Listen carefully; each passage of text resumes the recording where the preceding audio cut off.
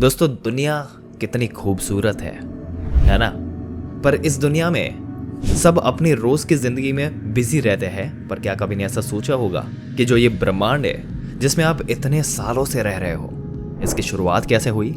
जितनी घटनाएं हुई हैं उसकी शुरुआत कहाँ से हुई? और वैज्ञानिकों को ये पता चला कि हमारा ब्रह्मांड चारों ओर से फैल रहा है। यह ब्रह्मांड हर एक सेकंड साइज में बढ़ता जा रहा है। तो ये जानने के लिए कि इस ब्रह्मांड की शुरुआत कैसे हुई, ये समझने के लिए समय को रोककर हमें पीछे जाना होगा। चलिए थोड़ा सा पीछे चलते हैं और कुछ ज़्यादा ही पीछे जाते हैं। आज से करीब 13.8 अरब साल पहले हमारा अनंत ब्रह्मांड सब कुछ इस परमाणु के छोटे से गोले के अंदर समाया हुआ था। इस ब्रह्मांड में जो भी होने वाला है, इस ब्रह्मांड में जो भी घटनाएं घटने वाली है, सब इसमें मौजूद है। इस ऊर्जा के गोले के अंदर यहाँ पर समय का कोई अस्तित्व नहीं। पर अभी जो ये दुनिया है आज की, जिसमें हम रहते हैं और जिसको हम जानते हैं, इन सब की शुरुआत होने वाली है किसी रहस्यमयी एक्टिविटी के कारण। इसके चलते एक एटम के साइज से भी छोटा ब्रह्मांड अचानक अपने अस्तित्व में आ जाता है। एक सेकंड के करोड़वें हिस्से के अंदर ये ब्रह्मांड अपने अस्तित्व में फैल गया और इसे ही हम कहते हैं द बिग बैंग। इस समय आप जो ब्लास्ट होते हुए देख पा रहे हैं, ये सब ऊर्जा है, प्योर एनर्जी। ये ऊर्जा पूरे तरह से फैल गई और इस समय स्पेस का जन्म हुआ और साथ ही साथ समय अपने अस्तित्व में आया और ऊर्जा यानी कि एनर्जी करोड़ों साल तक फैलती रही और ये ऊर्जा इतने सालों में धीरे धीरे ठंडी होने लगी। और इसी ऊर्जा के चलते मैटर का फॉर्मेशन हुआ अरबों छोटे छोटे सब एटॉमिक पार्टिकल्स के रूप में, जिसे हम एटम कहते हैं। इसमें इलेक्ट्रॉन, प्रोटॉन्स, न्यूट्रॉन, सब इन चीज़ों का फॉर्मेशन हुआ और असल में दो प्रकार की चीज़ें बनी थी। एक थी मैटर यानी कि परमाणु, और बाकी चीज़ें जिससे ये दुनिया बनी है, जैसे आप बने हो, ये दूसरा ग्रुप था एंटी मैटर, जो कि मैटर का ऑपोजिट है। और क्योंकि एंटी मैटर का विपरीत है, इसलिए जब वो आपस में मिलते हैं तब वो एक दूसरे को ख़त्म कर देते हैं। पर फॉर्चुनेटली जो मैटर था उससे एंटी मैटर से वो थोड़ा सा कम था और सब खत्म होने के बाद एक मैटर का गोला बचा और उसके विपरीत और कुछ नहीं था जो उसे खत्म कर सके। इसलिए उसका विस्फोट हो गया, जो कि हम लोगों के लिए बहुत ही लकी था, क्योंकि इसी एक गोले से अब पूरी दुनिया बनने वाली थी। और एक मैटर के गोले के चलते तारों और ग्रहों वाला ब्रह्मांड अस्तित्व में आया। शुरू हुई बिग बैंग के चलते ब्रह्मांड अस्तित्व में आया और मैटर के गोले के विस्फोट के चलते ब्रह्मांड के अंदर की चीजें अस्तित्व में आई। उस गोले के ब्लास्ट होने के बाद सब कुछ ठंडा हुआ और आखिर में जाकर सब कुछ बनना शुरू हो गया। धूल जैसे दिखने वाले इस ब्रह्मांड में एक फोर्स अपना काम करने लगा। उस फोर्स के चलते हर एक एटम आपस में जुड़ने लगे, एक दूसरे की तरफ अट्रैक्ट होने लगे। और ये फोर्स कोई और फोर्स नहीं था, ये था फोर्स ऑफ ग्रेविटी यानी कि गुरुत्वाकर्षण बल।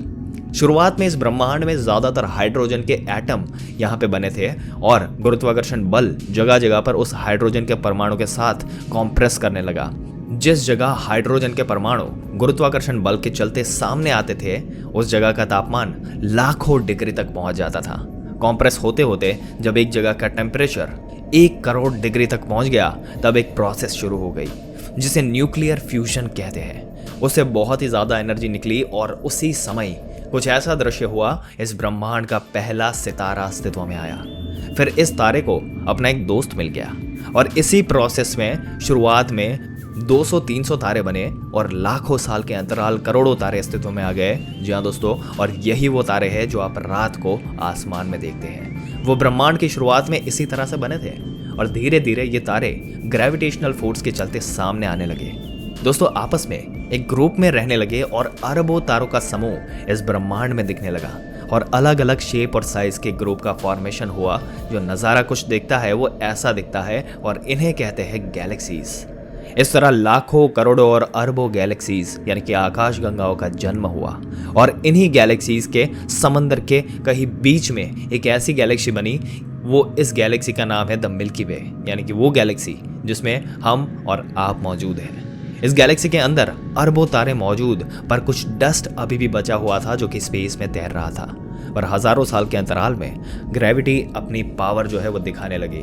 जो डस्ट मौजूद थी वो थी गुरुत्वाकर्षण बल के चलते आपस में सामने आने लगी और इसी परिस्थिति के बीच में बहुत सारे प्लैनेट्स यानी कि ग्रह बनने लगे। और सारे एस्ट्रॉइड जैसे दिखने वाले टुकड़े जो है वो चलते आपस में मिलने लगे।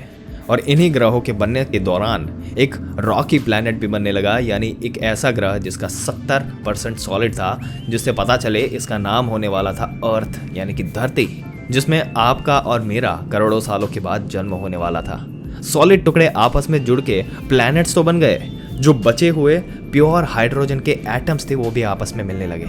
और जैसे जैसे ये तारों के निर्माण के बारे में मैंने बताया, बिल्कुल वही घटना यहाँ हुई थी। कुछ बचे हुए हाइड्रोजन के एटम के साथ एक छोटा सा तारा बनने लगा और सारे हाइड्रोजन आपस में करीब आने लगे और इतना टेम्परेचर बढ़ गया कि न्यूक्लियर फ्यूजन प्रोसेस जो है वो शुरू हो गई। एक नया तारा बना जिसको आज के दिन में आप और हम सूरज के नाम से जानते हैं, सूर्य। जब ये सूरज बना तब ये एक बहुत ही तेज सोलर विंड को रिपीट कर रहा था, जिसके चलते बाकी सारे धूल के कण ये सिस्टम यानी कि सौर मंडल के बाहर चले गए और सौर मंडल में वही 8 ग्रह और बाकी उपग्रह बच गए जो कि इस साइज में वो बड़ी थी। और सौर मंडल वैसा दिखने लगा जैसे आज वो दिखता है, अभी वो दिखता है। सोलर सिस्टम की बाहरी तरफ बहुत सारे गैलेक्सीज और प्लैनेट्स बन चुके थे, जैसे जुपिटर, सैटर्न, यूरेनस, नेपच्यून। और सोलर सिस्टम के अंदर की तरफ इन रॉकी प्लैनेट्स का जन्म हो गया, यानी कि ठोस सतह वाले ग्रह जैसे मर्क्यूरी, शुक्र, मंगल और हमारी प्यारी सी धरती। और यही वो धरती है इतने बड़ी सतह पर। ये एक जगह है जिस पर बैठ के आप इस वीडियो को देख रहे हैं। आपके जन्म के पहले इस ब्रह्मांड में इतना कुछ घट चुका है। बिग बैंग से जन्मा और वो मैटर, और उस मैटर के चलते जन्मा ये तारा, और इस तारे के बाद ग्रहों की उत्पत्ति, और इसके चलते आपका जन्म यही हुआ। और आपको जो है इस धरती में आने में इतना समय लगा दोस्तों। इससे पहले और भी कई सारी घटना हुई जिसमें डायनासोर का भी जन्म हुआ था। उसके बाद भी ये पृथ्वी जो है इसमें जीवन का अंत हुआ, वापस शुरुआत हुई।